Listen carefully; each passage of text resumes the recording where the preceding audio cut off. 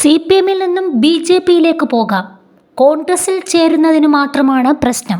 Shibu baby John.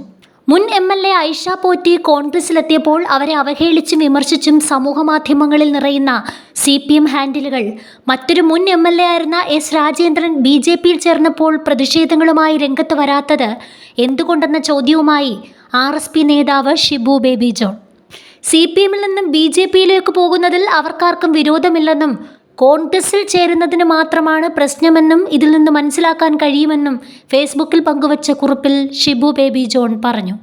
BJP-യോട് മൃദു സമീപനമുള്ള CPM-ന്റെ മുഖ്യ ശത്രു കോൺഗ്രസ് ആണ് എന്നതിൻ്റെ തെളിവുകൾ ഏറെയുണ്ടെന്ന് അദ്ദേഹം ചൂണ്ടിക്കാട്ടുന്നു. UDF-നെതിരെ കൈകോർത്തിരിക്കുന്ന സഖ്യകക്ഷിയെ പിണക്കാൻ CPM-ന് കഴിയില്ലല്ലോ എന്നും ഷിബു ബേബി ജോൺ പരിഹസിച്ചു. ഫേസ്ബുക്കിലൂടെയായിരുന്നു അദ്ദേഹത്തിൻ്റെ വിമർശനം. രാഷ്ട്രീയത്തിലെ മാന്യതയുടെ മുഖം ഐഷ പോറ്റി കോൺഗ്രസിലേക്ക് എത്തിയപ്പോൾ സൈബർ സ്പേസിൽ വലിയ കോലാഹലങ്ങളാണ്. അവരെ അവഹേളിച്ചുകൊണ്ടും വിമർശിച്ചുകൊണ്ടും CPM ഹാൻഡിലുകളിൽ നിന്നുള്ള പോസ്റ്റുകൾ കൊണ്ട് സമൂഹ മാധ്യമങ്ങൾ നിറയുന്നു. എന്നാൽ 2 ദിവസം മുമ്പ് CPM-ന്റെ മറ്റൊരു മുൻ MLA ആയിരുന്ന S രാജേന്ദ്രൻ BJP-യിൽ ചേർന്നതായി പ്രഖ്യാപിച്ചിരുന്നു. ഒരു CPM-കാരനെയും പ്രതിഷേധങ്ങളുമായി കണ്ടില്ല. CPM-ൽ നിന്നും BJP-യിലേക്ക് പോകുന്നതിൽ അവർക്കാർക്കും വിരോധമില്ല. കോൺഗ്രസിൽ ചേരുന്നതിന് മാത്രമാണ് പ്രശ്നമെന്നല്ലേ ഇതിൽ നിന്നും മനസ്സിലാക്കാൻ. BJP-യോട് മൃദു സമീപനമുള്ള CPM-ന്റെ മുഖ്യ ശത്രു കോൺഗ്രസ് ആണ് എന്നതിൻ്റെ തെളിവുകൾ ഇനിയും ഒട്ടനവധിയുണ്ട്.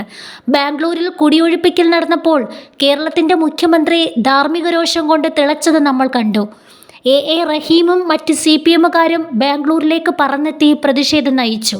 എന്നാൽ ഡൽഹിയിലെ തുർക്കുമാൻ ഗേറ്റിൽ അർദ്ധരാത്രിയിൽ നിരാലംബരായ മനുഷ്യരെ കുടിയിറക്കി വിട്ടിട്ട് ഒരാഴ്ചയായി.